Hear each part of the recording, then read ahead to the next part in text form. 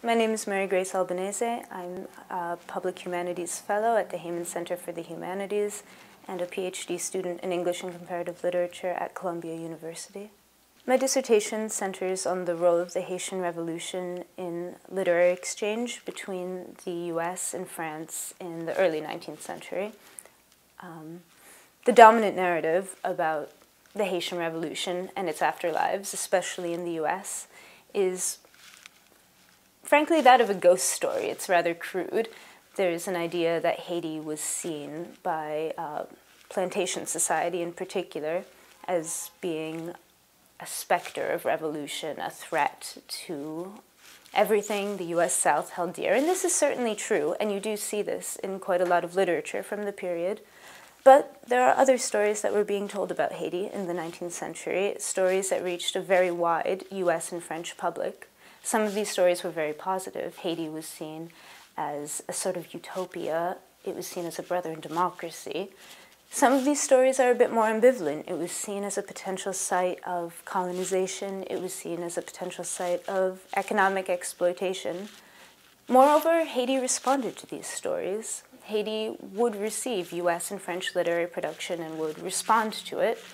Haiti wrote back. It wasn't, as the dominant narrative implies, silenced. My dissertation then tries to trace out these different conversations, these different stories, and offer a more historically rich and hopefully more nuanced version of how the Haitian Revolution was received. My public humanities project, Haiti in Translation, is an oral history project that is being run by a group of 7 volunteers. Most of us are graduate students, and we come from the usual suspects, departments of oral history, history, French, English, and we aim to collect and translate as well oral histories from Haitians and Haitian Americans. We've looked predominantly to cultural centers in the Haitian American community for interviewees, people who have already thought about their relationship to Haiti and their relationship to language or culture in narrative terms. They might have a blog about growing up speaking Creole, or they might write stories about their experiences. I'm interested in projects that invite two-way exchange rather than simply the importation of academic values to a wider audience.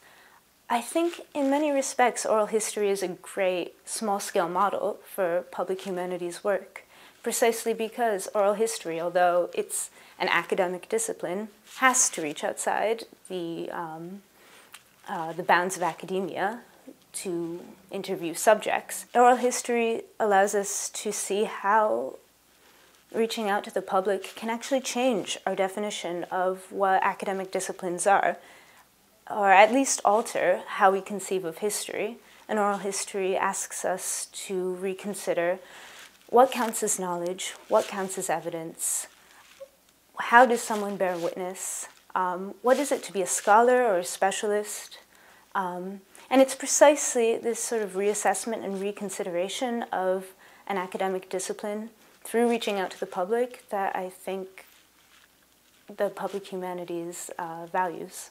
This summer, our cohort had an orientation program at the New York Council of the Humanities, where I met the public humanities scholars from other institutions and heard a little bit about their projects. I followed up with some of them, particularly those whose projects align with my own. One woman in particular has been a really fantastic resource. Her name is Dominique Jean-Louis, and she's working in Queens with high school students to collect particularly Caribbean histories. And so we've talked about different iPhone apps for oral history interviews. We've also talked about the challenges in finding interviewers who are proficient in Creole.